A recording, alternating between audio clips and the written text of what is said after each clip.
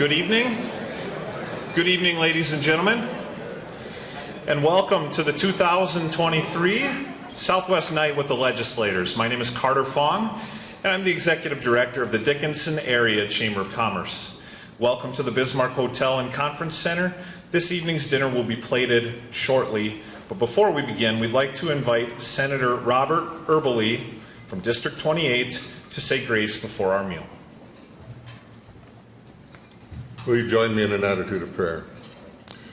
Our gracious Heavenly Father, we thank you for the beauty of this day. We thank you for the opportunity of living in this great state of North Dakota with its bountiful resources. And Father, we'd ask that you would guide us as we, in our stewardship of those resources. We thank you, Father, for this occasion that brings us together, that as legislators and the people from the fine people from the southwest corner of the state, that we can share together. Pray that you bless our fellowship time together. Lord, we thank you for the work that you have given us to do and the ability to do it. We have been blessed, and help us to share those blessings with people in our businesses, in our work here, that we have been truly blessed to be a blessing to others. And we thank you now for this food that we're about to partake. We ask that you bless to the strength and the nourishment of our bodies and us to your continued service, for we pray it in Jesus' precious name. Amen.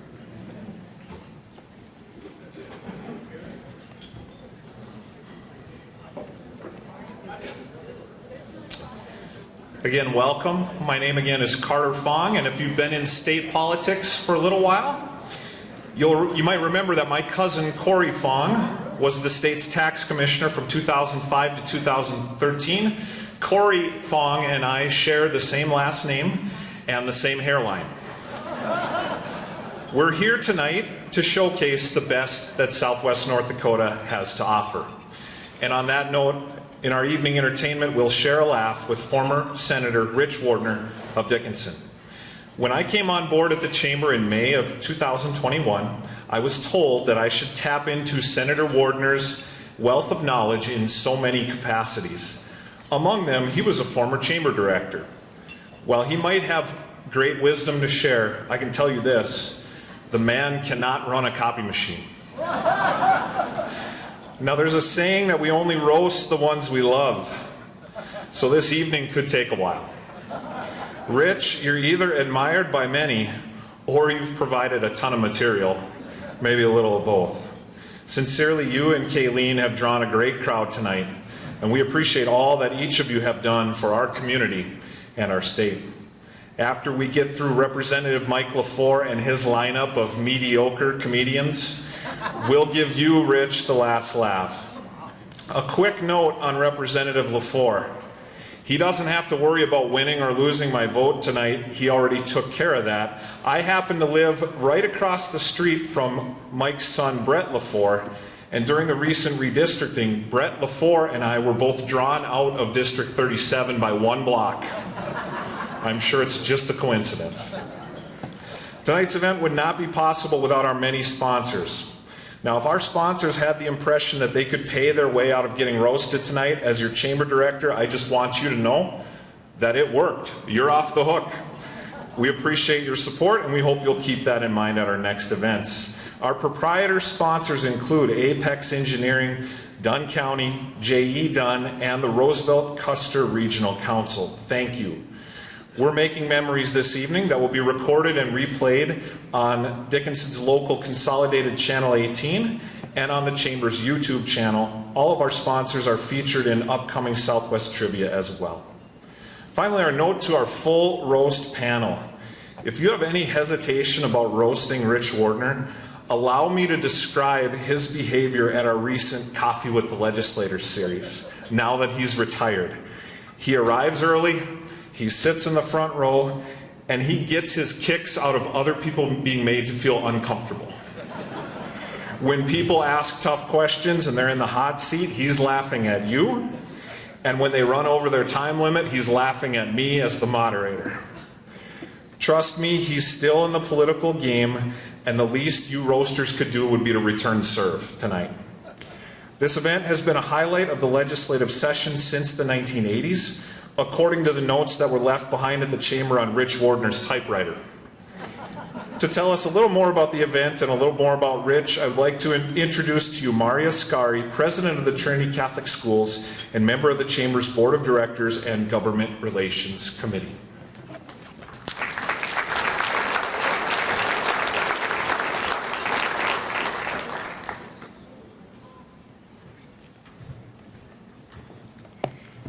Thank you, Carter. I'll just adjust the mic now. I'm usually the shortest speaker in the room. So thank you for all of you as well for being here. As a member of the Chamber Board of Directors and on the Government Relations Committee, I just want to say thank you for sharing your time with us tonight. This is truly one of my favorite events that we put together, and as many of you know, the Chamber is responsible for a number of really fantastic events. So the fact that you're willing to consider this one of the special events that you'll spend your time is really special to me, so thank you.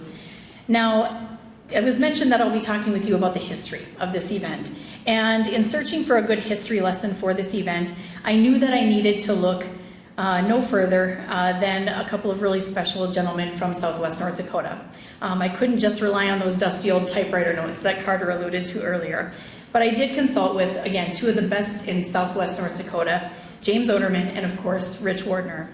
Now, Coach did tell me that while he wasn't there when the Southwest Night got its start, he was sure that it does date back to the 1980s, as Carter said, and he felt like it was because there was a pressing need for those of us in Southwest North Dakota to make sure that our state legislators understood the true significance of our water needs. Now, fast forward through the years, and what started as a way to connect with our state leadership on one central issue has become one of the premier events for each legislative session. Whether we're here to discuss about those water needs or talking about technology infrastructure needs for everyone from our families and small businesses to our manufacturers, our farmers and ranchers, and even talking about the changing landscape of education or addressing the multifaceted response needed to the energy boom. This event has truly given voice to the Southwest. And with true North Dakota grit and good humor, this event was actually one of the few large gatherings to happen during the 2021 legislative session. And we're proud to say that it continues to be quintessentially North Dakota. We get together, we talk shop, we share a few laughs, and without question, beef is on the menu. And now, something else that was a good surprise for me was that I got some delightful notes from my friend James. When I mentioned that Jim Oderman was helping me with my research tonight, I got a wealth of detail here. And I just want to share with you a few of the highlights that I thought were really special. So again, the exact year is not known, but what we do know is that the famous Elks Sodbuster Band, raise your hand if you remember the Elks Sodbuster Band in Dickinson, yes. I remember them from parades. As soon as I became a resident of Dickinson, the Sodbuster Band was one of my favorites to see. And so the Sodbuster Band used to come here and perform at this event. And I told Jim when I heard that it sounds like the event kind of went downhill because we don't have a Sodbuster Band here to perform for us.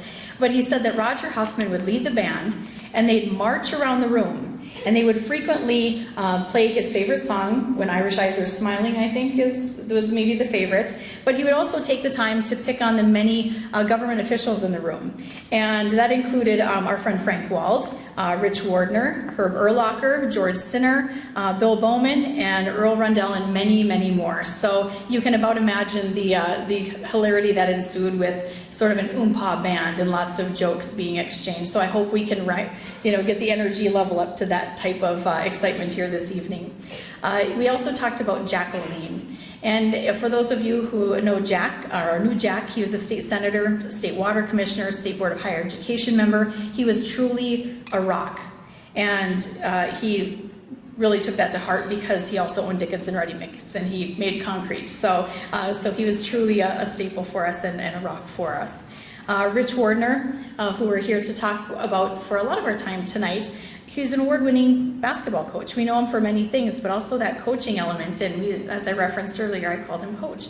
But something that many of you may not know is that Laverne Jessen who was a spokesperson for the West River Academic Lifelong Learning Center on DSU campus, which was defeated by 1 vote.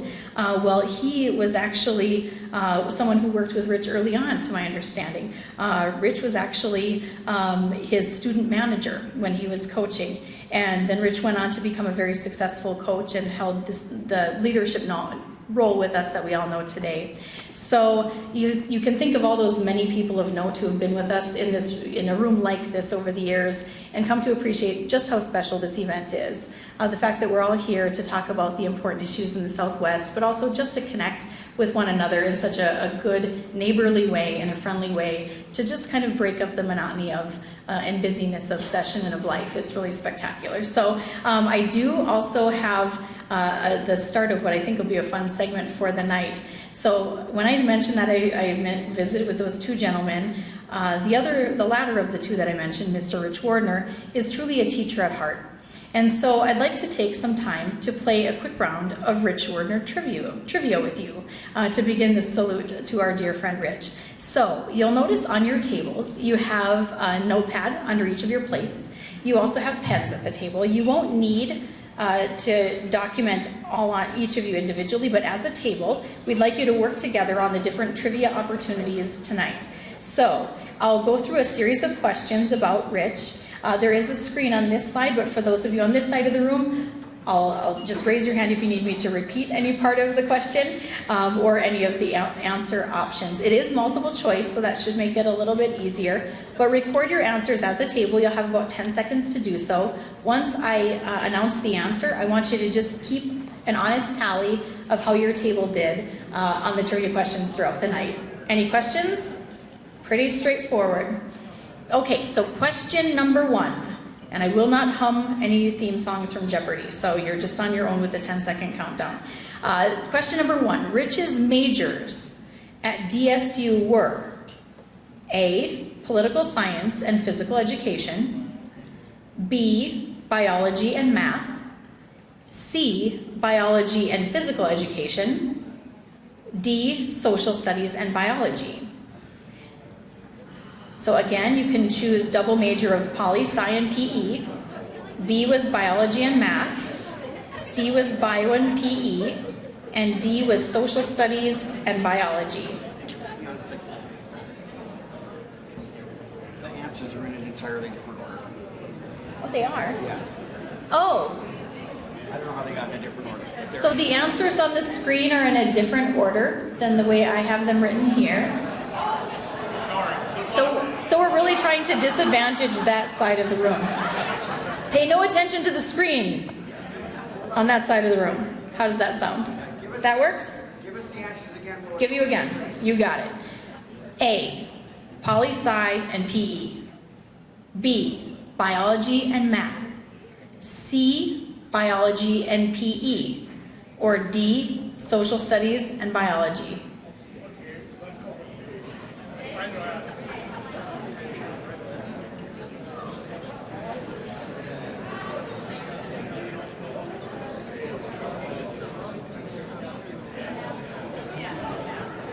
Last 5 seconds of discussion.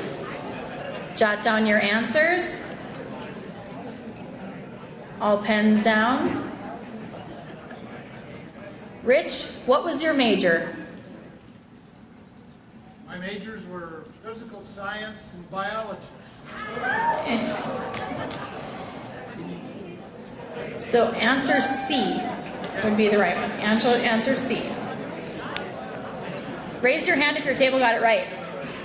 Hey, okay. It's not over yet, don't worry.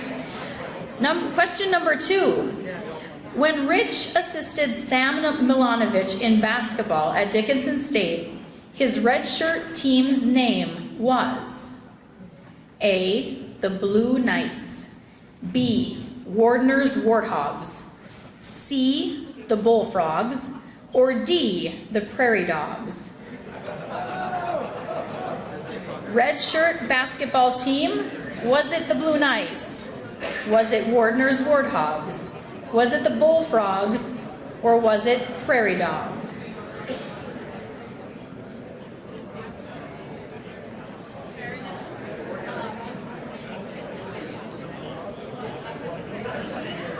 I'm going to look around the room and raise your hand if you absolutely know this answer. You're absolutely not wrong. Okay, Marcus Luton, he feels really confident that he absolutely knows the answer. Marcus, tell us the answer. Bullfrog. Bullfrog it is.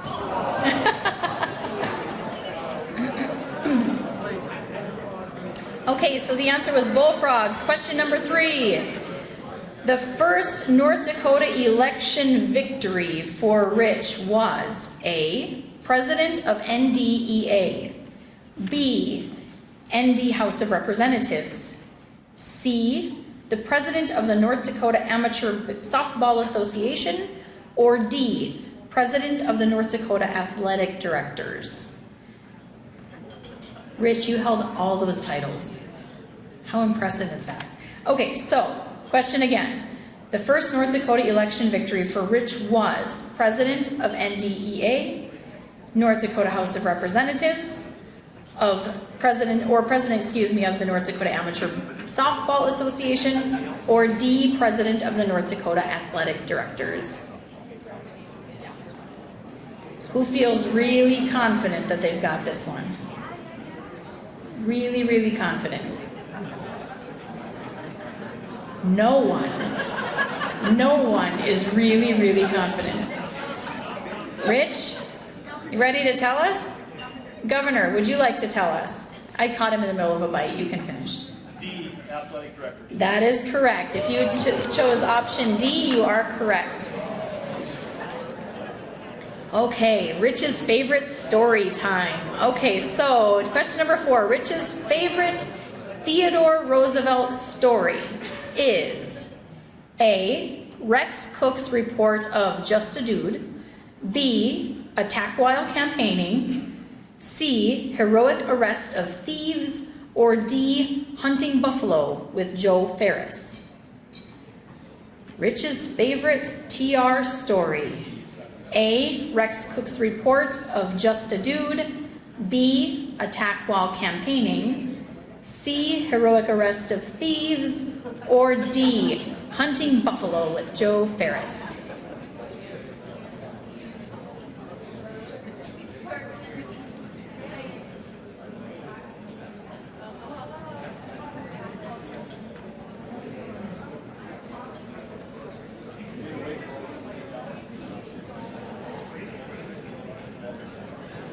Last 5 seconds of discussion. Jot down your answers. Again, keep your tally. Does anyone feel like they've got this one in the bag? Who knows this one? I've got a C being held up back here, and the answer is correct. C, the heroic arrest of thieves. Did you pick C only because they say always pick C? No? Okay. Okay, 5th and final question, friends. 5th and final question. Rich served as the executive director of the Dickinson Area Chamber of Commerce for how many years? A, 5 years. B, 7 years. C, 15 years. Or D, 17 years. 5, 7, 15, or 17. And I will give a bonus point if you can write the years of service next to your answer. Oh, the groans. This is supposed to be fun. It's trivia. Last 5 seconds of discussion. Your options were 5 years, 7 years, 15 years, or 17 years.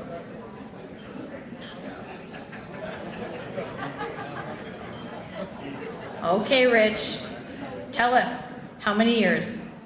The lucky 7. Lucky 7 indeed. 7 years we were very lucky to enjoy with Rich at the helm. So, does anyone, raise your hand if you know what years, what 7-year span was that? Can't see it. Ty Orton says he knows. Is it on the screen? Done. No. You know,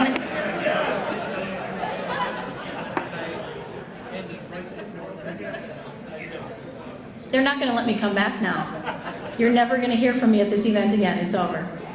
I am not qualified. All right, well, thank you all so much. Keep your point tallies because there will still be some DSU trivia coming up. Now, just to make note, there will be some additional trivia questions on the screen throughout dinner. Those aren't part of the trivia that you'll be answering for your points for the competition. And I hear there are prizes. Big thumbs up from President Easton. There are prizes. I don't know what they are. Don't ask me. Well, Rich, thank you, for all of the material that you've provided over the years, for good trivia and for good comedy, which is coming up. So each of you, thank you again. Enjoy your dinner and all of the great conversation I already see starting to happen. I'll get out of your way and we'll return shortly with the Roast of Rich Wardner. Thanks, everyone.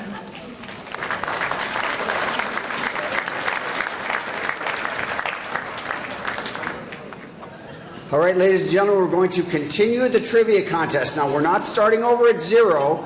You have a score right now from 0 to 6 as a table. Keep that score. Oh, I wanted to note that on your tables are these little cards, and either in front of your plate is either a tractor or a horse. That is for you to take home, not provided at taxpayer funds. That was a big supporter of Dickinson State that bought those for us so that we could give them to you. No taxpayer money was harmed in that process. So take one home if you'd like. All right, so this is question number 7. Remember, you're starting with whatever is your score from the first 6 Rich Wardner questions. We have a series of Dickinson State questions, and then we have some general Southwestern North Dakota questions. And the leading table, the winning table, does earn each person at the table a prize. Other than that table over there, which is the Dickinson State table, which I haven't told them, but they're disqualified because we're hoping they know the answers to the next ones. All right, question number 7. Is everybody ready? On our overall list. We are now at the midpoint of the 2022-2023 collegiate rodeo season. Rodeo teams compete in the fall, and then they finish out their season in the spring. We are at the midpoint of that. I'm sorry, this is question number 6. All right. Does it say over there, because I can't see, at the midpoint of the collegiate rodeo season, which men's team leads the Great Plains region standings? Is that what the question is on the board? All right, so the answers are A, North Dakota State, B, South Dakota State, C, Iowa Central Community College, or D is Dickinson State. All right, you have 10 seconds to as a table to determine which one is the correct answer.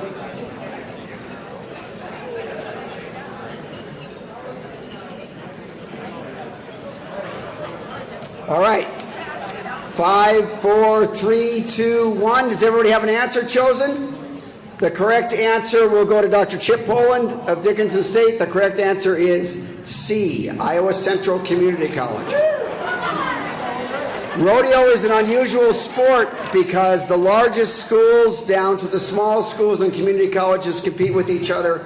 Iowa Central is a powerhouse. By the way, if the question would have been which team is second in the men's standings at this point, then it would have been D, Dickinson State, because we are in second place currently.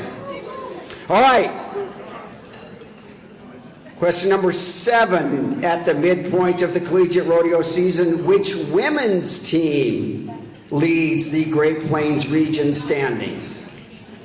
A, Black Hills State, B, Iowa State, C, the University of Nebraska, or D, Dickinson State?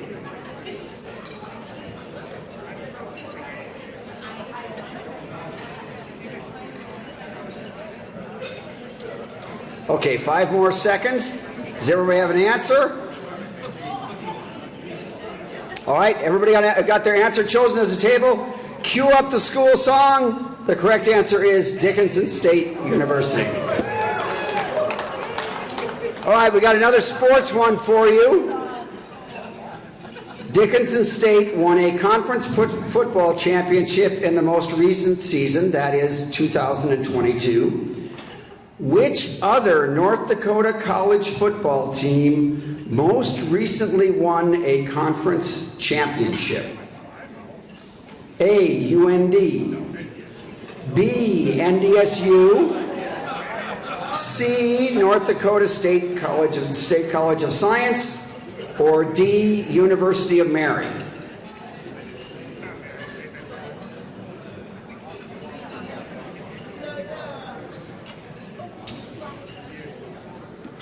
All right, does everybody have their answers selected? Who feels good about this answer is going to tell us? Not A. C, North Dakota, C, Wahpeton. They also won a conference championship in the fall of 2022. The Minnesota Community College Athletic Conference champions are your NDSCS. All right, next question. Dickinson State athletics teams are known as the Blue Hawks. What is the common or official name of the bird that is nicknamed the Blue Hawk, the actual bird? A, the American kestrel. B, the American plover. C, Harris's hawk. Or D, Cooper's hawk? All right, do we have our answer? Did every table have their answer? This, of course, would be right up Senator Wardner's alley because he's a scientist and a biologist. All right, everyone has their answer? The correct answer is A, the American kestrel. By the way, does anybody know what another name is for the American plover? The other name for that bird is killdeer, which is also a name that's important in southwestern North Dakota. All right, D. As someone who, as president of Dickinson State University, is currently going to the legislature and doing what all of us in my profession do, which is beg for money. And that's why many of you are trying to stay away from me tonight. This is my favorite of the trivia questions. The 1917 session of the North Dakota legislature appropriated $240,000 as the initial budget for Dickinson State Normal School. That's the original name of our university. But Governor Lynn Frazier reduced the school's budget through vetoes. How much state funding out of that initial $240,000 was actually provided to the college's first president, Dr. Samuel T. May, when he reported for work after Governor Frazier's vetoes? A, $220,000, B, $180,000, C, $120,000, or D, $20,000?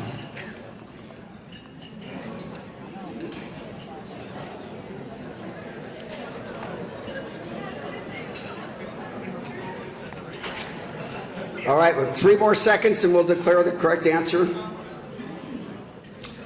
The correct answer is D, $20,000. Those were the days.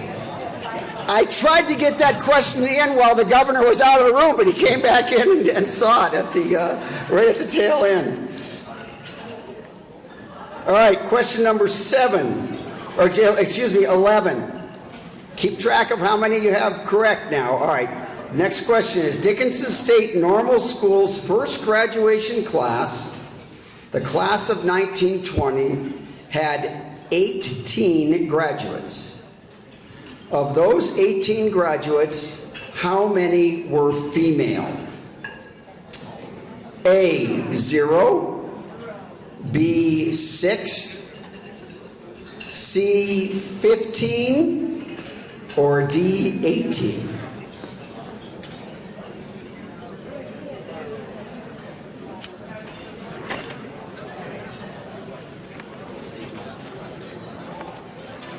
Okay, does everybody have an answer? The correct answer is C, 15. 15 females and 3 males. Okay, now a couple of Southwest North Dakota. We're just about done. We have 2 more questions. Question number 12. And this refers to Senator Wardner's favorite Theodore Roosevelt story, of course, the boat thieves story. Question number 12. While serving as a deputy sheriff, Theodore Roosevelt famously apprehended the boat thieves and marched them from the Killdeer Mountains to Dickinson. It took about 2.5 days. How many boat thieves were there? A is 1. TR was known to exaggerate a bit. He called it boat thieves, but there was actually only 1. B is 2, C is 3, and D is 4.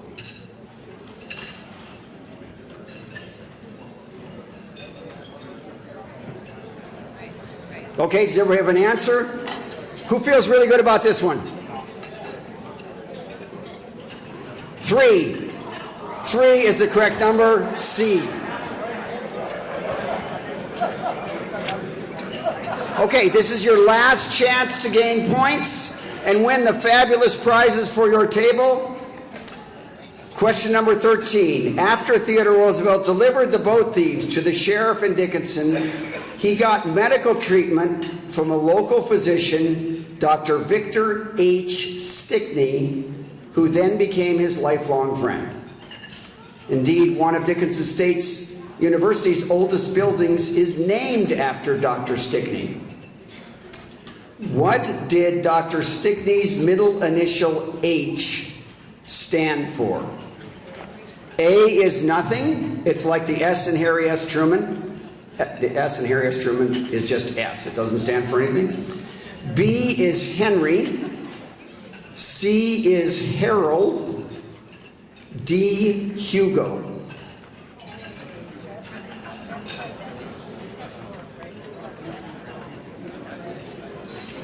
Okay, does everybody have an answer? Anybody feel good about this one? The correct answer is D, Hugo. Dr. Stickney was named after the famous French author Victor Hugo, who wrote Les Miserables and The Hunchback of Notre Dame. All right, so total up. Everyone's on their honor. Total up how many you have correct as a table. Dickinson State, be prepared to distribute the gifts here. The Dickinson State table. Okay, which table? 13 correct. All of them correct. How about 12? 12. That's amazing. Oh, there's some Dickinson influence over there, but all right, that's okay. All right. 12. How many people you got at your table? 12. 5. All right. Oh, there's another one over here? Was there another 12? So we have 2. All right, we have a tiebreaker then. Wait a minute, we have a tiebreaker. We have a tiebreaker. When Dickinson State won the conference championship this fall, it was not its first. How many consecutive conference football championships have the Dickinson State Blue Hawks won? That's our tiebreaker. That's not a multiple choice. You have to come up with your number.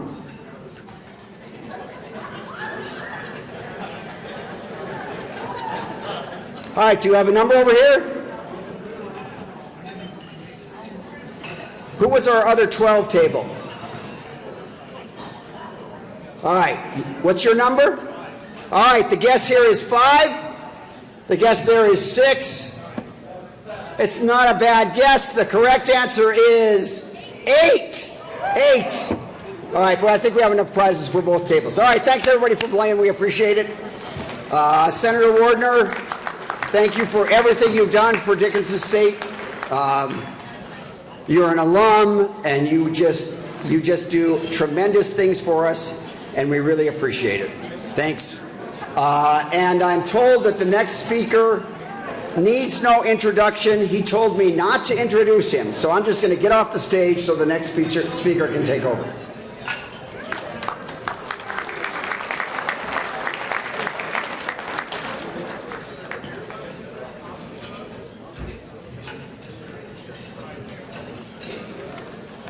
Good evening, everyone.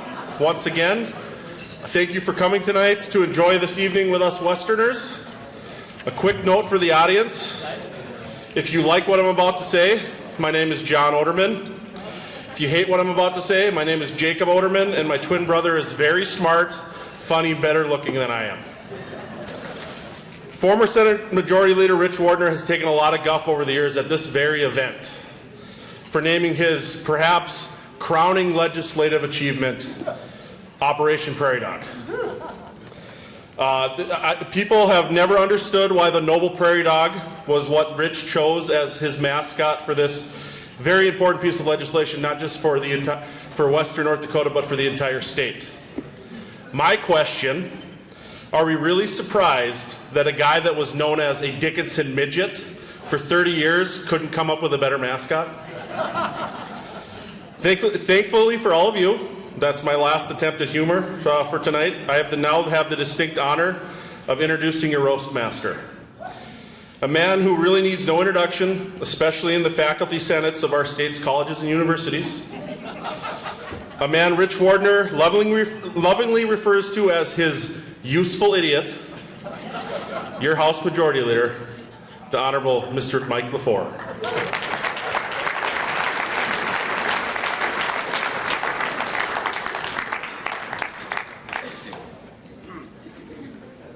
So far, so good, Mike. You know, I never really liked you, John. You know, I don't know if many of you know John Oderman, but in case you looked at him, you can tell he hasn't missed many meals. Oh, knock it off. He can handle it. But when he was growing up, true story, when he was about 5 years old, he went missing for about 5-6 hours, and his family was frantically searching for him until his dad thought about it for a minute and realized that the ice cream truck had gone through the neighborhood, and they traveled 3 miles, and there was John hanging onto the bumper for dear life. And there was about a year ago, I went to a hospital function in Dickinson, and John was about 3 or 4 people ahead of me, and there's a couple of gals in between us, and I went to sit down, and the 2 gals were saying, you know what, we're going to save our piece of cake for later. And this had been about a minute. I looked over at John's plate, and there's nothing left but crumbs. That piece of cake never had a chance. I see my official title is House Majority Leader. My slang title is the new and improved Chet Pollard. Don't worry, he gets up here after me, so it'll be fine. I'm here to tell you, Senator Wardner, that the way you described Senator David Hogue is not accurate. He's been reasonable. He's been good to work with, surprisingly. Senator Hogue is a disciplined, organized leader. He has his pens, his pencils, papers all organized. I have several meetings with him each week. But on one occasion I arrived at his office, and Renee Doan, the longtime administrative assistant to the leader, said, he won't be able to meet with you today because he left because of an emergency. I said, well, I hope everything's okay. She said, yeah, he ran out of here because he realized he ran out of his Grecian formula. Oh, knock it off. He also talks after me, too. But it turned out okay, but she was worried because he almost tripped over his vanity mirror and two tubes of grill cream. But he's fine. So I would have to, is Paula Hogue here? Oh, Mrs. Hogue. Was he a pretty boy in high school and college? Yes, okay, thank you. Just so we're clear on that. We're here tonight to honor a real gentleman. A man who I'm a big fan of. A great leader and a family man. However, since our first 3 choices couldn't make it tonight, we're going to honor Senator Wardner instead. We all know that Senator Wardner likes to get the crowd fired up. So I'm going to say R-I-C-H once, and you say Rich 3 times, okay? R-I-C-H. That's pretty lame. Let's do that again. R-I-C-H. Okay, now you're talking. Senator, you look great tonight. Your hair looks good. I don't know how you get it to grow through your nostrils like that, though. That's so cool. That's so cool.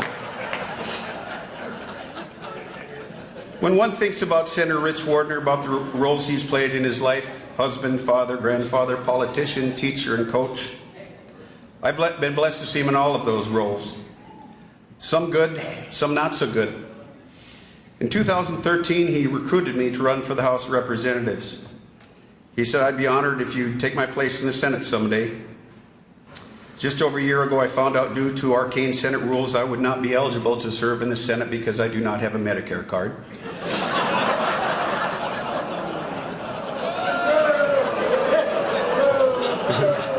I know what's going to happen to all my bills once they get to the Senate. DOA, baby, DOA. So I don't know how Roars, Kanianen, and Meyer get in. They must have a fake Medicare card or something, but you know, the young Roars, not the, you know, the old guy. During the 2017 session, and this is a true story, Rich knew I had to give a big speech the next day, and I am asleep. My phone rings at 12:03 a.m. I'll never forget it. 12:03 a.m. It says Rich Wardner. Okay. And he's getting me fired up. He was in full coach mode at midnight. Okay, this is what they're going to do. They're going to hit you with this. You got to be prepared for that. You got to say this, this, and this. I said, Senator, I'm ready to go. I'm ready to go. God, I'm glad I have you over there. Now, he was there at 6 o'clock in the morning. When does this guy sleep? Does he smoke weed? I want to thank the Chamber for allowing me to speak tonight, but I just have one more thing that I wanted to go through, and it's the top 10 reasons for roasting Senator Rich Wardner. Number 10, you haven't changed since the last time I saw you, Senator. You really should. Senator, you are the reason this country has to put directions on shampoo bottles. You're like a software update. Every time I see you, I think, not now. And I got to tell you, Senator, it's hard to underestimate you. Whoever told you to be yourself was giving you bad advice. Number 5, we have neither the time nor the crayons to explain it to you. Number 4, you stare at frozen juice cans because they say concentrate. Not saying I dislike you, but I would unplug your life support to charge my cell phone. Number 2, your birth certificate should be rewritten as a letter of apology. And number 1, the number 1 reason to roast Senator Rich Wardner, this was provided to me by his beautiful wife, Kayleen. In retirement, you're about as useful as a screen door on a submarine.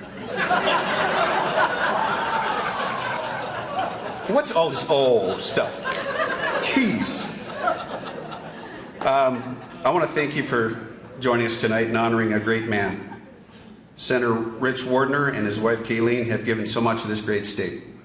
I'm honored to know you. I'm honored to have served with you, and I was very pleased to be able to speak tonight. Thank you for all you've done for the great state of North Dakota. You're a hell of a leader.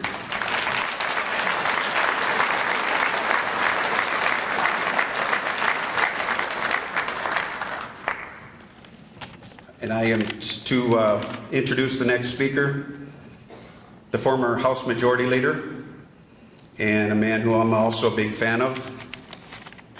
Ladies and gentlemen, former Representative Chet Pollard.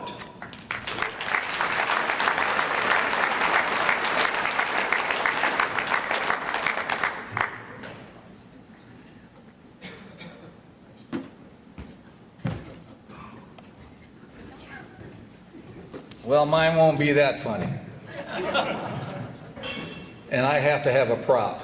And Rich knows what I'm going to bring up for one of the stories. Now, mine won't be as much of roasts. It will be stories about my good friend. And you know, I didn't even think of him as a friend because he was a senator, you know. But I'll be honest with you. He's become a great friend, and we did a lot, and I'll say it, shit together, and it was good. Anyway, as you know, and Senate Majority Leader and the House Majority Leader will have to meet with the Appropriations Chair, and maybe you're already doing that, but after crossover, it will happen a lot. Well, there's no doubt that I had then former Representative Jeff Delzer is my appropriations chair. So we tended to say no a little more, or we tended to say we can't do this and we can't do that. So we were looking over the funds, and Rich was going, well, I want this and I want that, and we need this and we did. Rich, what do you need this for? Well, it's for the little old lady. And I said, little old lady? Well, how much do you want for the little old lady? $1 million. $1 million? I said, well, we're going to think about that. So anyway, we come back to it. And Rich knows where I'm going with this. And anyway, so I said, Rich, do you really have to have that money? He said, it's for the little old lady.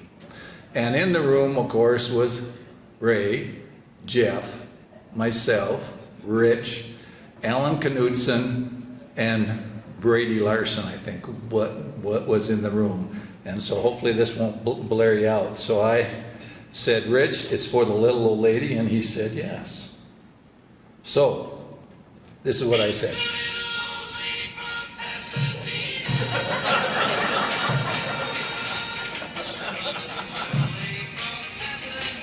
So anyway, at times when it's super tense, it broke up the ice a little bit, but I will never forget that when I brought that out. I didn't think I'd be that smart to do something that quick, but I was.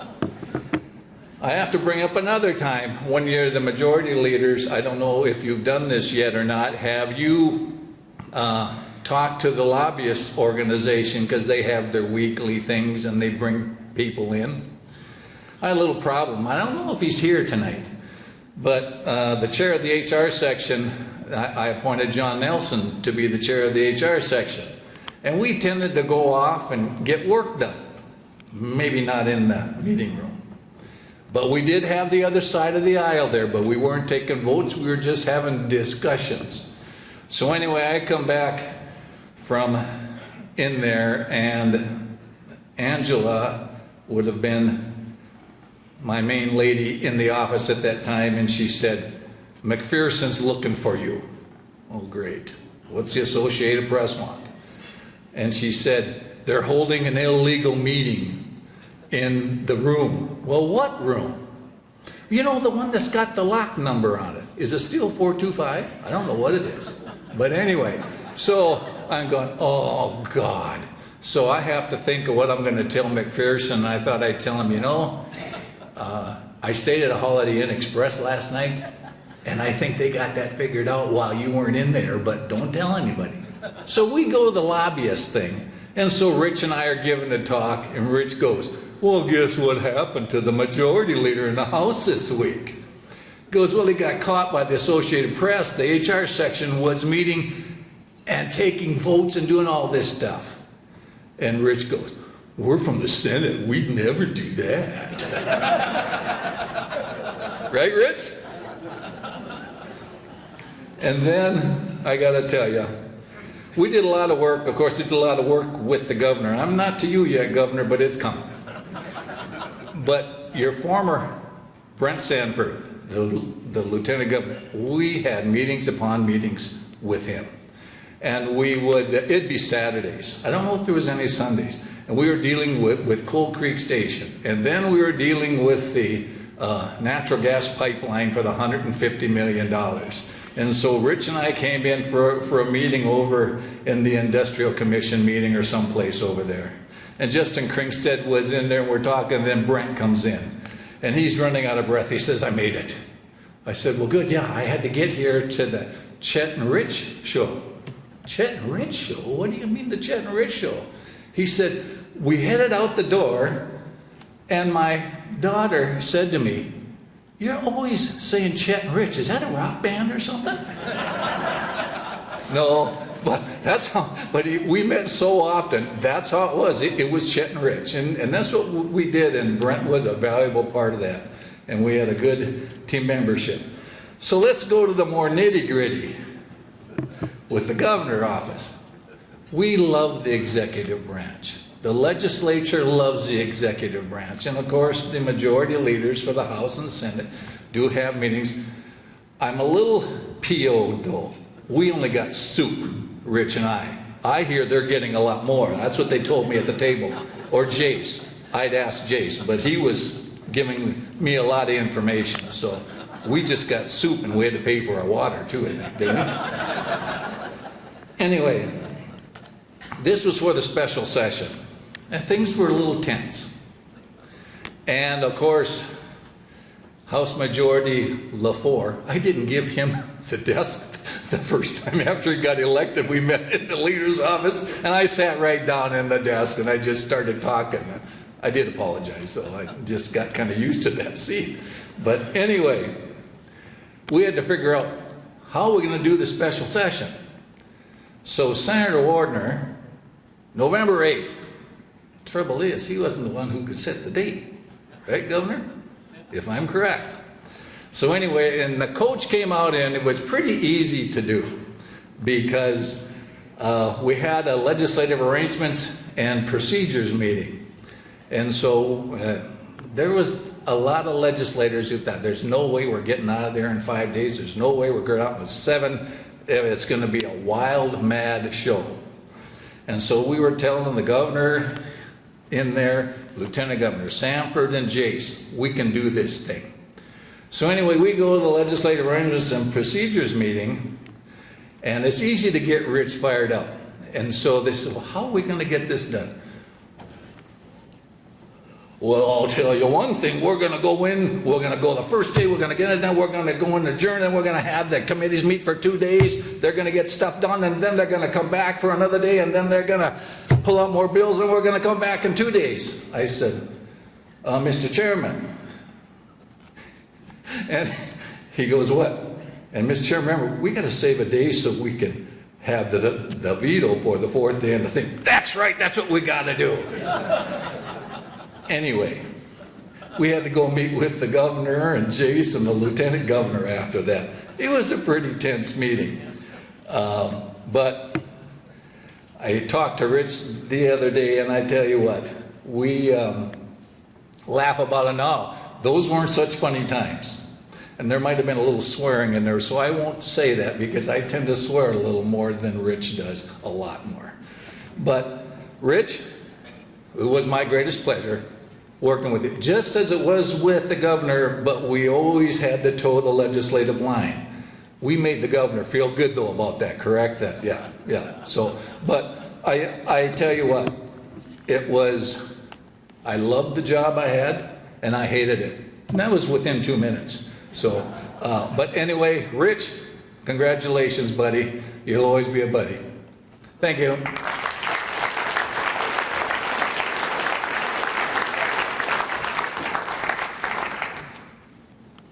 Good evening.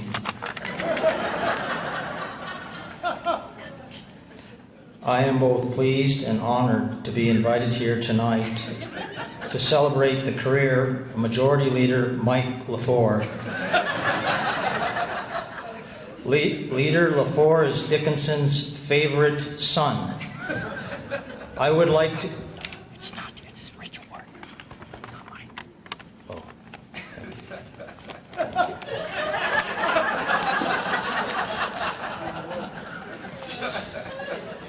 Honestly, I don't know what I'm doing up here. Yes, I do. Rich Wardner is the finest public servant I have ever known. He is Dickinson's favorite son. No, I honestly don't know what I'm doing up here. I do. It was back in the first couple weeks of session. Leader LaFour and I, we were in our, what you'd call our honeymoon session. I said yes to every question he asked. First or second day, he says, say David, I got a lot of meetings today. Would you mind getting my car washed at the car wash? I said, no problem, Leader LaFour, do you like touchless, undercarriage? what do you like? And he told me, and I did it. By the way, never get his shirts with heavy starch. He hates them.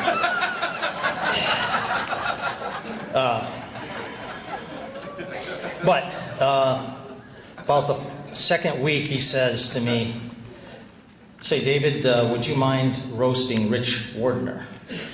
And, you know, honeymoon, yes, no problem.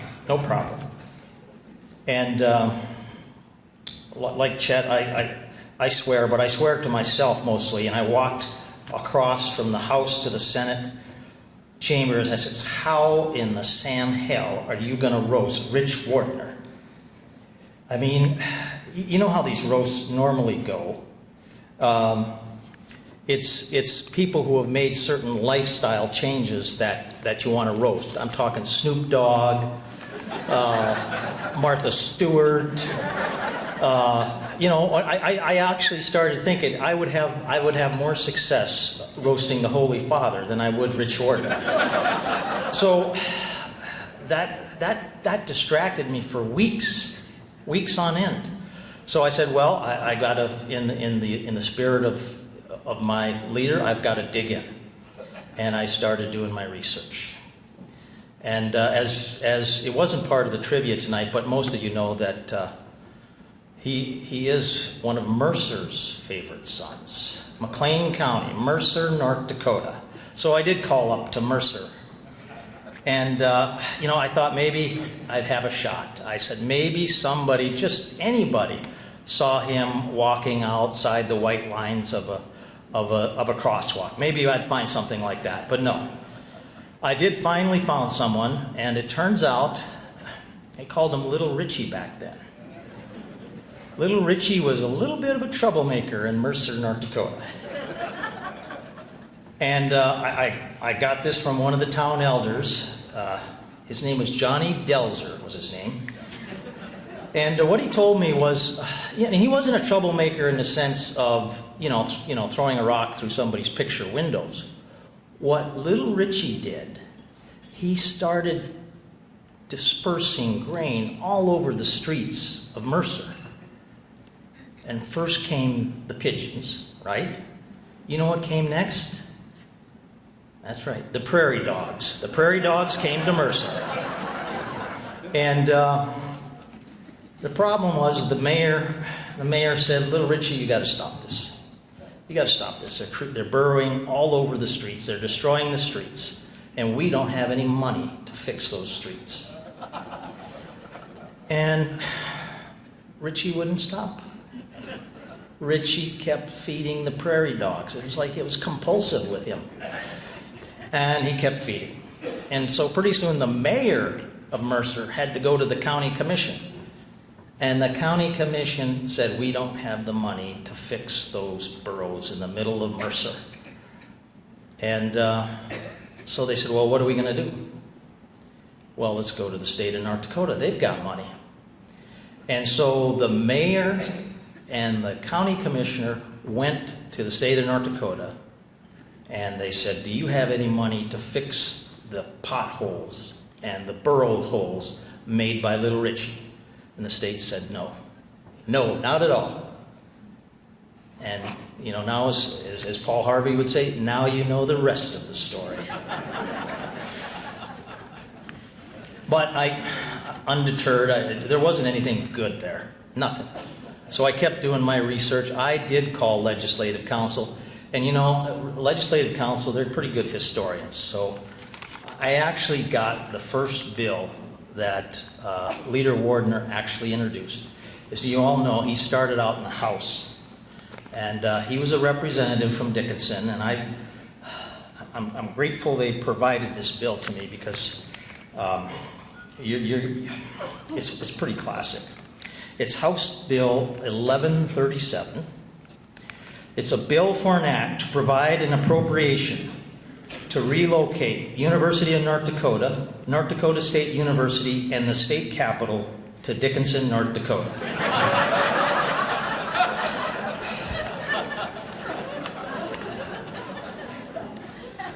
Well, I'm sorry.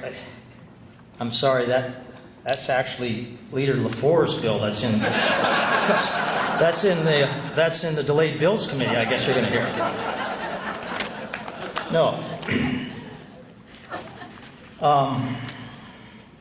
No, we kept digging. That was Leader LaFour's bill. We were able, not only was Legislative Council able to find his original bill, but they were able to find his original writing utensil.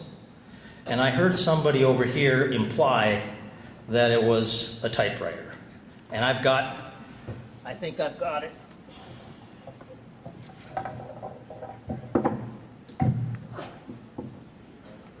Here it is. This is his original. This is what he used to draft his first bill, and we have it for him today. Legislative Council has released this temporarily to Leader Wardner. We also have his first bill. He had to write his own bills, and it's bill number XIVXII, and it starts out, a bill for an act, just so you know. And so the Legislative Council has authorized us to release these to you tonight, Mr. Leader.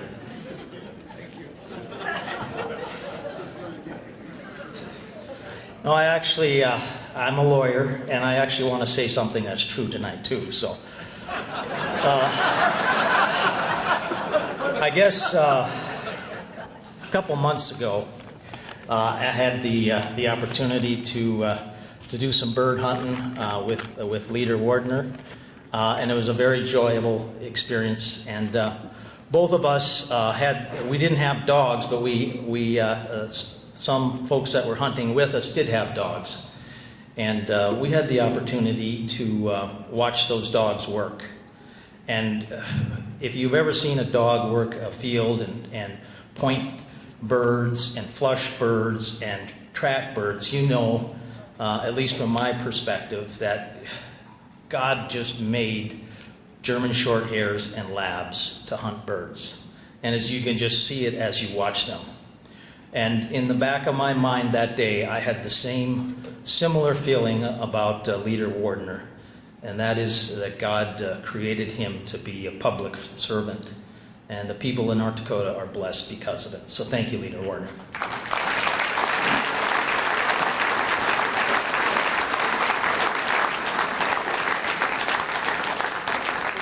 Okay, the next up to 3 people we're bringing to the microphone, I trust these are not former friends of Rich, but they are former legislators, current friends of Rich Wardner.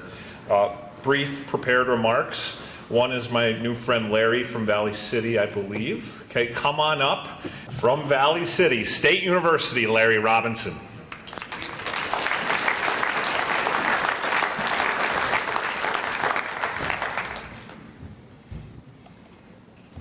Well, I really appreciate the opportunity to make just a couple brief comments. I've known Rich for some time, and we had a great relationship. First when he was in the House of Representatives, and then when he was on the Senate Appropriations Committee. And I don't know how many of you know, but Rich has humble beginnings. He was a very young boy from a poor family. And one day he's walking down the street, and the neighbor looked out, and he only had one shoe. And he said, "Young man, you're missing a shoe." And Rich said, "No, sir, I found one." And we all know that his humility goes a long way. Rich was so humble through his whole life, he never slept alone until he got married. Kayleen, I should have forewarned you. I can go back to Valley City. But I'm going to be brief because we want to give the governor a couple hours. These guys from the East, you know, they've always got a lot to say. Seriously, on a serious note, it has been a real pleasure working with Rich Wardner. Just a class act from the get-go. Whether it be issues involving higher education, human services, water, the prairie dog bill. It was just a pleasure to be at his side. You know, most people across the state think that Republicans and Democrats never talk, and they don't. Seriously, that's so far from the truth. I always say the far left and the far right are always wrong. The answer is in the middle. Our challenge is getting there, and it takes people like Rich Wardner to bring us to the middle. And when that happens, good things happen for North Dakota. And if you look over Rich's career the last number of years, especially as a leader, but even before that, there's been a lot of good things happening. And, you know, Rich didn't do it all, but he set the stage for it to happen. And that's what leadership is all about. I used to look forward to coming in the morning, and Rich would drive up in that Cadillac. That's when I first knew he was in leadership. When he had that Cadillac. But seriously, we had so much in common. And we always didn't vote the same, but that's healthy. That's what the dialogue up there in the Capitol Hill is all about. And when that happens, good things happen. But at the end of the day, we could shake hands and walk away and consider one another friends. We were fortunate in 2019 to land a beautiful music building at Valley City State University. Our older building was on the wrong side of the dike, and we had some floodwaters. I couldn't help but think about that building over the years. We fought for it for several years, several sessions. Years back, Valley City had a flood, and we ended up having to send students home. We went online, and we were worried about enrollment. And we come to the legislature, and we needed some help. One of the first persons to step to the table was Rich Wardner. And he said, we're going to get it done. I'll be there for you. A few years later, we had some issues at Dickinson State. And I wanted to return the favor. And we worked together and we resolved those issues, and we're moving on. They still beat us in football, but when you pay the refs, what do you expect? But, you know, I found a real friend in Rich Wardner. I think anyone that knows Rich will say the same. He is good through and through. He's kind of that salt of the earth. He's a bright light. And he wants what's best not only for Southwest North Dakota, but the entire state. And that leads to success. When you can see the big picture and you care about your neighbor. You're not burning bridges. You're stepping to the plate for folks in Pembina County, or in Richland County, or Montreal, or in Ward County. And that's why, well, not so much for Ward, but that's why we're here tonight, because we have a great man among us. He's been great for not only Southwest North Dakota, but all of North Dakota. Rich, we wish you and your wife the very best. I was talking to your wife earlier, and we owe a big thank you to her as well, because you...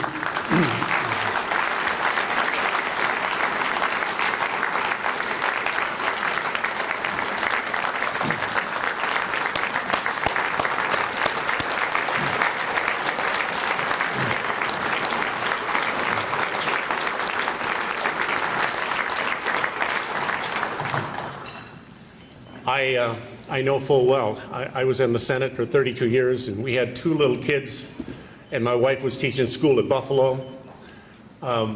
We had daycare north end of town for one, south end of town to the other. I'm out here, she's shoveling snow, starting the snow blower, starting the car, warming it up, getting yourself ready, getting the kids ready, getting in the car, getting one to the north end, one to the south end, and getting to Buffalo. And the superintendent said she was the first one to arrive all the time. So the first couple of weeks I brought home just tons of clothes. They needed to be ironed, and I liked starch. And I realized, what are you doing? How much do you expect? So I found Plaza Cleaners. And even to this day, I've been going back. Every few weeks I come out here. I feel sorry for her, and if you knew her and what I go, you'd feel sorry for her too. But here is a wonderful couple. Both of them have given so much and continue to give, and our state is better for it. Rich, and I wish you and your wife the very best in retirement. God bless both of you for the work you've done in Bismarck and what you've done in Southwest North Dakota. You're a class act, both of you. Thank you very much.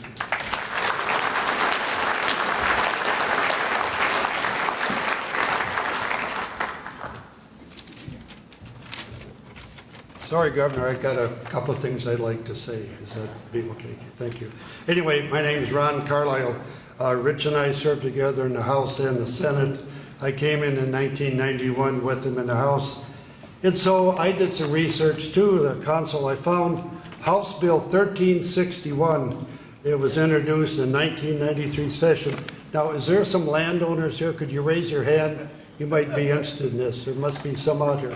So this said a bill to create what a landowner means is an owner of private land but does not include a lease, rent, or a tenant. Okay, then this bill for tillable acres, this is an actual bill for Rich Wardner. They called it the dirt bill before they creamed it and killed it. Anyway, before the freezing of the soil surface in the fall of each year, the landowner of tilled land shall ensure that 30% of the soil surface of the tilled land is covered by stable plant residue or an annual cover crop to resist erosion.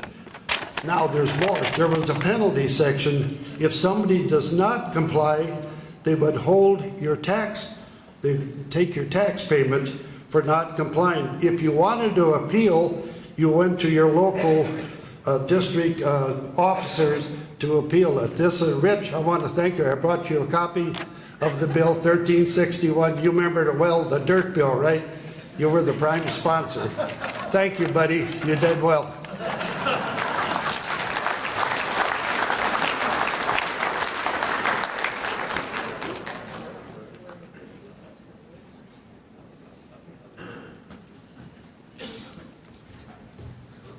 Is there one more?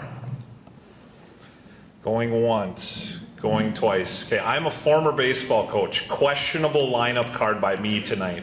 Batting ninth, the governor of North Dakota, Doug Burgum.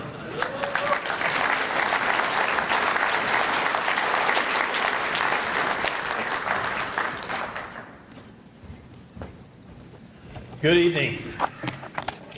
Great to be with all of you. This is just a huge honor to be here tonight with all of you, pay tribute to Rich Wardner and to Kayleen. And of course, we're all so grateful for his 30 years in the legislature, 10 years as Senate Majority Leader, and he does truly leave an incredible legacy. I was a little confused when I heard that there was going to be a roast tonight. I had always thought that roasts were supposed to be funny, but now that I've seen a bunch of legislators up here,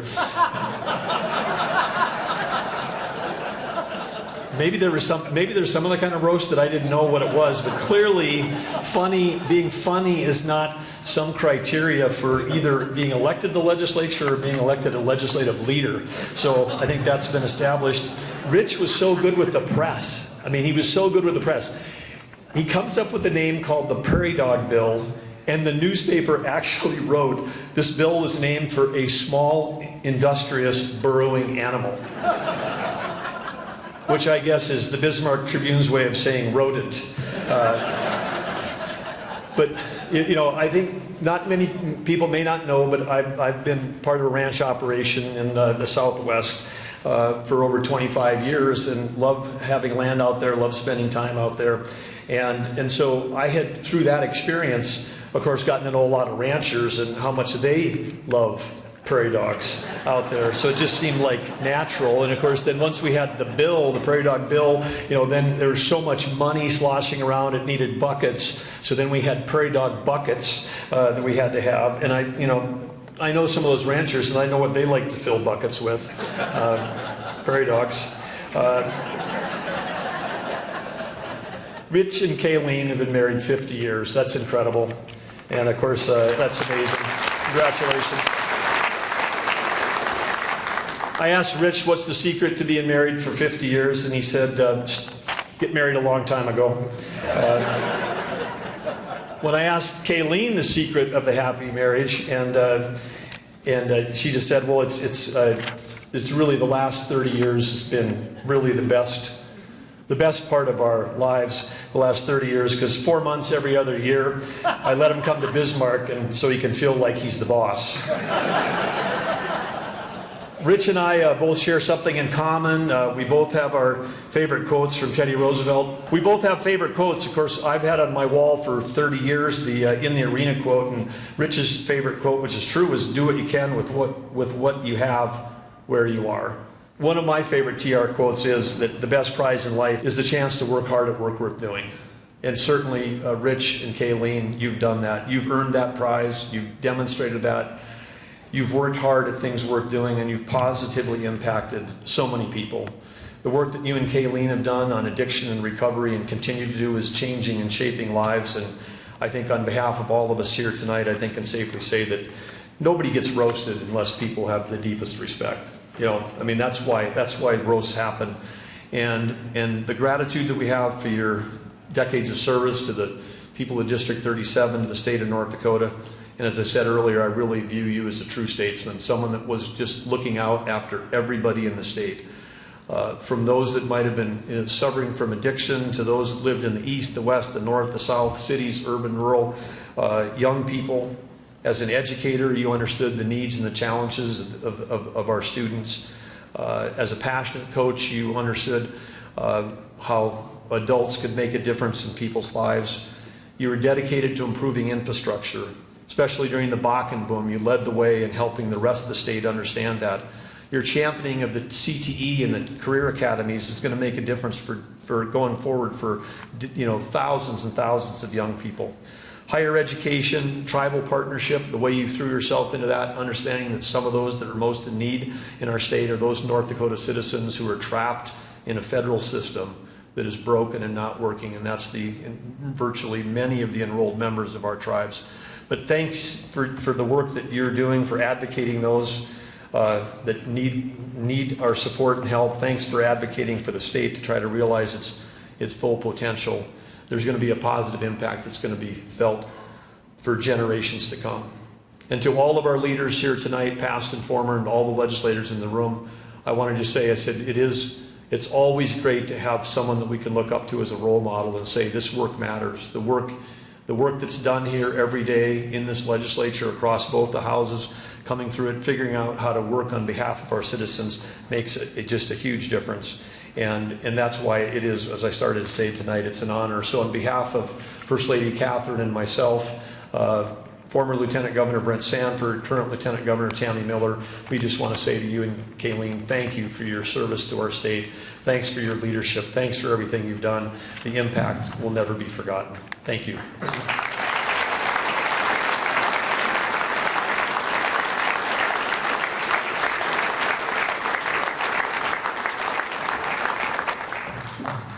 I told him if he behaved, he'd get the last word. Let's bring up Coach Rich Wardner.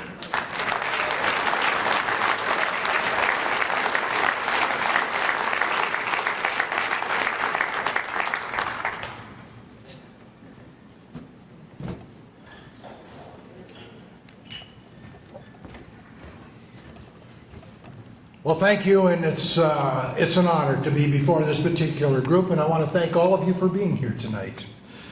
It is truly an honor, and I am humbled.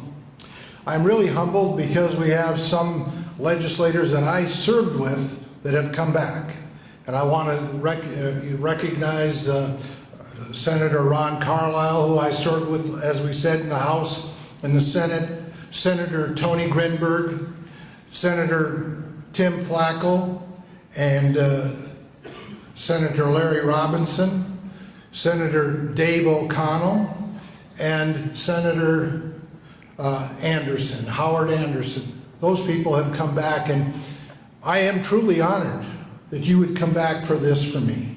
Thank you very much.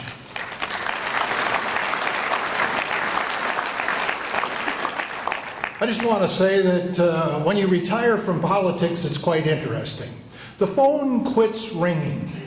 Nobody calls you anymore, and they don't, I don't miss it. And I know that Representative Pollard is in the same boat.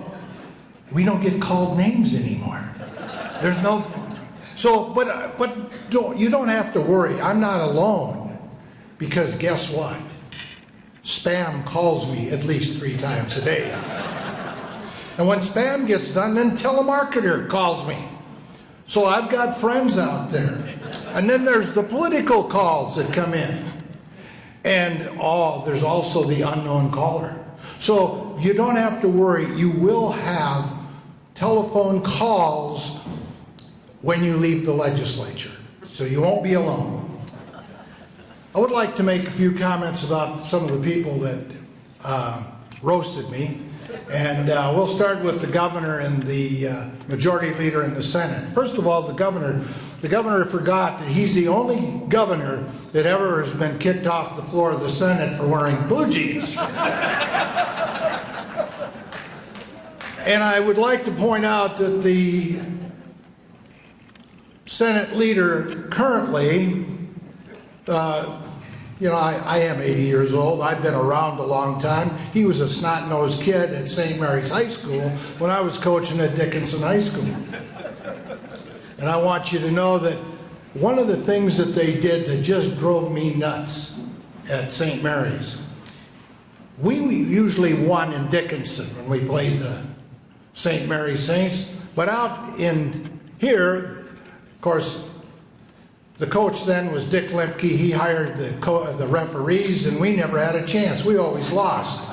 And up in the crowd, they would sing this song as we got beat, and it was the waning minutes of the game, seconds. Yes, this is the losing team, and they would point at us. And yes, this is the winning team. And they would go on and on and on like that, back and forth, and pretty soon, as the buzzer sounded, they would all get up in the crowd, and Dave Hogue was leading the charge. Bye-bye. But I want you to know that we did get an opportunity to clip them good at St. Mary's, and we had a big enough lead that by the time the game got into the last minute, the student section at St. Mary's was gone, and so was Dave Hogue. I enjoyed that because it was crickets. I wanted to go as they went out the door. This is the winning team. You are the losing team. But I'd also like to mention these two guys because I had an opportunity to deal with them in another area, and that was in livestock showmanship up at the state fair the past 2 years. I just want to make sure that you know who the winning team was. The first year, I was in the goats, and I won the milking goat competition, the best showman. Hogue was over in the hogs. He got wiped out. But I want you to know, Senator Hogue, I was in the hog contest this year, and I won it. I was a top showman for hogs. And before I move on to the governor, because I'm getting to him next, in the contest with me was Senator John Hoeven. And guess what, ladies and gentlemen? It got down to the end. It was a tie between Hoeven and Wardner. And they had to come and ask us a question. But I want to tell you, I'm a farm kid. I got an A in agriculture in the 7th grade. Don't mess with a kid from the farm that gets an A in agriculture when it comes to showing hogs. And of course, I knew what kind of hogs they were. Hoeven didn't. And I won. So that's how close it was. And when it comes to the governor, he was going after it. But he had dropsy. He dropped his show stick. He was out of the contest. So I don't know if I'll get asked back to defend my championships, but I would hope that these two are in the same class as I am, and we can find out who is really the top livestock showmanship when we go head to head. I would like to also, I want you to know that when I get these spam calls, you know, I get bored every once in a while, so I make up other people's names. I got this spam call once, and I said, "Hello, this is Keith Kempenick." Click. They were done. And then I had one from a telemarketer calls me, and I said, "I'm Mike LaFleur." And they got on, they said, "Yes, and you owe us. We're here to collect debts from you, Mr. LaFleur." So I've had some interesting afternoons. I would like to also point out my good friend, Chet Pollard. I'll tell you, we had a lot of experiences together. But the one thing that I will, and this is a good thing, I admired him. Governor, remember how many telephone conferences we had, the three of us, during COVID, trying to figure out how we were going to handle different situations? Now, I was usually in my office, but you know where Chet Pollard was? He was out in some feedlot with manure up to his ears, feeding cattle and talking on the phone and doing business. This guy can multitask. There's no question about that. But Renee, there's one thing that you need to send him a bill. You know, when the things got hot and heavy in the session, Chet would come over just to get away from the house. There's like a beehive over there. You got to get out of there once in a while. So he'd come on over. And he'd eat us out of peanuts. And he ate peanuts every time he ate. Our peanut bill must have went up at least by $50 to $60. So Renee, you need to send him a bill. Our peanut, to get back, I think we went in the hole last session because of Chet coming over and eating. And yes, that's true. It is true what he said about the little old lady. We had a bill that there happened to be the individual that was the head of the agency was a lady. And she needed some money for a certain project, which I thought was worthy. An agency that gets beat up originally by everybody. Yes, Keith, your side always beat them up. And so all of a sudden we're in there dealing, and I'm dealing with Representative Delzer is who I'm debating. And we go back and forth, and Jeff says, "Why do you want to give them some money?" And I said, "Well, Jeff, it's right." I said, I am taking care of the little old lady from Pasadena." And he whips out his phone and plays the song. And what can you expect from a guy that was a rock and roll band leader back in the days when he had some hair? He always had a song for every issue. Well, ladies and gentlemen, I think that our legislature is in good hands. And I just want to say that I wish you the best, Senator Hogue, Representative LaFleur. This state is moving forward. We're in good hands. We got good people in the legislature. And just remember, it's about the people of the state of North Dakota as you make your decisions. And from what I can see, I know you got lots of debate and lots of things going on, but you're doing a good job. And so I'm very proud, and I know Chet is proud of you as you're moving forward. We no longer can make any decisions. We're on the outside looking in, but this is what we see. People doing a great job working for the people of North Dakota. Thank you, and I want to thank all of you for coming tonight.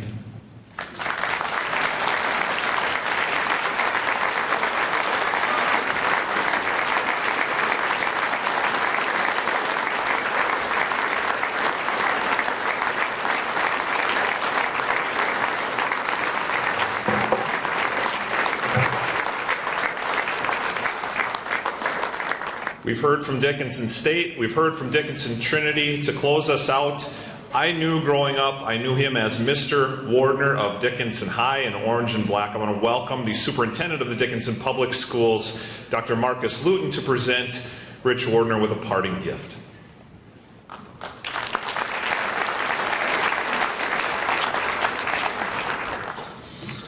Good evening, my name is Marcus Luton. I'm the superintendent of Dickinson Public Schools. More importantly, I was a former student of Mr. Wardner and an athlete of the famous Wardner Bullfrog defense. Before we conclude, we want to again thank our proprietor sponsors, including Apex Energy or Engineering, Dunn County, J.E. Dunn, and the Roosevelt Custer Regional Council.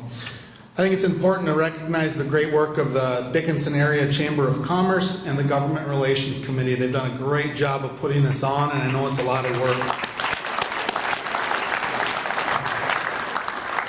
Rich and Kayleen, on behalf of the Dickinson Public Schools, we are grateful for your service to our school system, our region, and our state. Mother Teresa once said, "I alone cannot change the world, but I can cast a stone across the waters to create many ripples."